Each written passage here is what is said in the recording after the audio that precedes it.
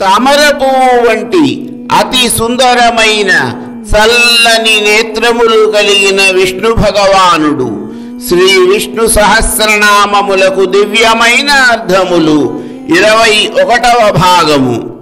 సమాత్మ సర్వభూతేషు సమ ఆత్మ మొదలైన వేదవాక్యములను అనుసరించి వీడు తనవాడు వీడు పరాయివాడు అన్న భేదభావము, ఎటువంటి పక్షపాత ధోరణి లేకుండా సర్వప్రాణుల యందు సమముగా వర్తించువాడు. మా అను పదమునకు లక్ష్మీదేవి అన్న అర్థము ఉండుటచే తాను లక్ష్మీదేవి యందు మనసు కలిగిన వాడు, లక్ష్మీదేవికి తాను ఆశ్రయమైన వాడు అయిన పరంధాముడైన శ్రీ విష్ణు భగవానుని శ్రీ విష్ణు సహస్రనామ స్తోత్రము సమాత్మ అన్న నామము చే కీర్తించింది. అందరినీ సమానముగా చూసి అందరిలో సమభావమును పెంపొందింపచేసే భగవానుని యొక్క పరిపాలనా దక్షత ఎంతో అమోఘమైనది.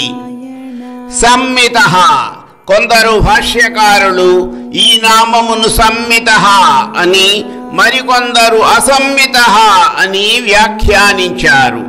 ఎటువంటి ప్రలోభములకు ఆశాపాసములకు లొంగని జగన్నాథుడు కేవలము భక్తి అనే పాశమునకు లోబడి భక్తులకు చేరువై భక్తాధీనుడైపోతాడు. పరంధాముడైన శ్రీ మహావిష్ణువు భక్తి చేత పరిచ్ఛిన్నుడు కనుక సంమితుడైతే, కొలుచుటకు శక్యము కానివాడు అమితుడు కనుక అసమ్మితుడు కూడా అయినాడు. వేదస్వరూపుడైన భగవానుడు వేద ప్రమాణితుడై వేదములచే సంమితుడైనాడు లేదా కీర్తించబడినాడు. మరొక అర్థము ప్రకారము 3 లోకములను గెలిచిన వామనుడు సంమితుడని వ్యాఖ్యానించబడినాడు. సమహ సర్వకాలములయందు సర్వవికారరహితుడుగా ఉండువాడు. మా అనగా లక్ష్మీదేవి కనుక సదా లక్ష్మీదేవితో కలిసి వేద ప్రమాణ రూపుడై విరాజిల్లువాడు. సర్వావస్థలలోనూ సర్వరూపము కలిగి సమత్వముతో ఉండువాడు. జీవులు ఆచరించిన కర్మలకు వారి వారి యోగ్యతలను బట్టి ఫలములను ప్రసాదించువాడు. తెల్ల కలువల వంటి తన చల్లని కనుదోయిని విప్పి జీవుల పాపపుణ్యములను సమదృష్టితో సమీక్షించువాడు అయిన జగన్నాథుడైన శ్రీ విష్ణు భగవానుని శ్రీ విష్ణు సహస్రనామము సమహ అన్న నామముతో కీర్తించింది. అమోఘ తాను సృష్టించిన జీవుల యొక్క స్తుతులను ఆలకించి పూజింపబడి సంస్మరించబడి సర్వ ఫలములను ప్రసాదించువాడు.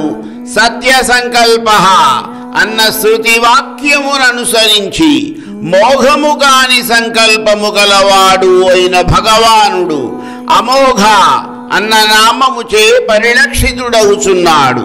ధర్మమును నిలబెట్టి అధర్మమును నిరసించే సర్వస్వతంత్రుడైన పరమాత్ముడు దేనిని కూడా వ్యర్థముగా సృష్టించడు కనుక ఎటువంటి వైవిధ్యములు లేని పరంధాముని శ్రీ విష్ణు సహస్రనామము అమోఘ అన్న నామముతో సంస్మరించింది. పుండరీకాక్ష పుండరీకము అంటే తామర పువ్వు, అక్ష అంటే నేత్రములు. తామర పువ్వు వంటి సుందరమైన నేత్రములు కలిగిన వాడు విష్ణు భగవానుడు. తమ హృదయమును పరిశుద్ధముగా ఉంచుకుని ఆ పీఠముపై భగవానుని ఆసీనుని చేసిన భక్తులకు యత్పుండరీకం పురమధ్య సంస్థం అన్న వేదవాక్యముననుసరించి వారి హృదయ పద్మమున ఉపలక్షింపబడి దర్శనీయుడైన వాడు అగ్నిని తన మూడవ నేత్రముగా కలిగిన నృసింహరూపుడైన విష్ణు భగవానుని శ్రీ విష్ణు సహస్రనామ స్తోత్రము పుండరీకాక్ష అన్న నామము చే కీర్తించింది.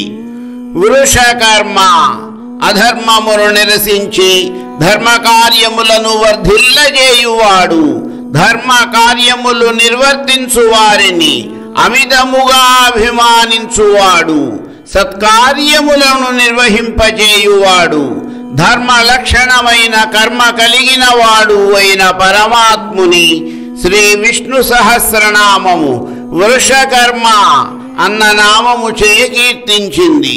వృషభములను నియంత్రించడానికి, దాని ముక్కును కుట్టడానికి నాసావేధ కర్మ అన్న కార్యమును నిర్వహిస్తారు. అటువంటి కార్యమును నిర్వహించడము ద్వారా వృషభ స్వభావము కలవారిని నియంత్రించువాడు వృషకర్మ అని స్తుతించబడువాడు. వృషాకృతి ధర్మమే తన స్వరూపముగా కలవాడు, ధర్మమును పరిరక్షించడానికి కంకణబద్ధుడైన భగవానుని శ్రీ విష్ణు సహస్రనామము వృషాకృతి అన్న నామము చే కీర్తించింది. ఇదే విషయమును శ్రీకృష్ణ భగవానుడు భగవద్గీతలోని 4వ అధ్యాయమైన జ్ఞానకర్మ సన్యాస యోగములోని 8వ శ్లోకములో ఈ విధముగా వివరించారు. పరిత్రాణాయ సాధూనాం వినాశాయ చ దుష్కృతాం ధర్మ సంస్థాపనార్థాయ సంభవామి యుగే యుగే. ధర్మాత్ములను కాపాడడానికి, దుష్టులను నిర్మూలించడానికి మరియు ధర్మసూత్రములను తిరిగి ప్రతిష్టాపించడానికి నేను ఈ లోకంలో ప్రతి యుగమునందు అవతరిస్తాను అన్న భగవానుడు వృషాకృతి అన్న నామముతో కీర్తించబడినాడు.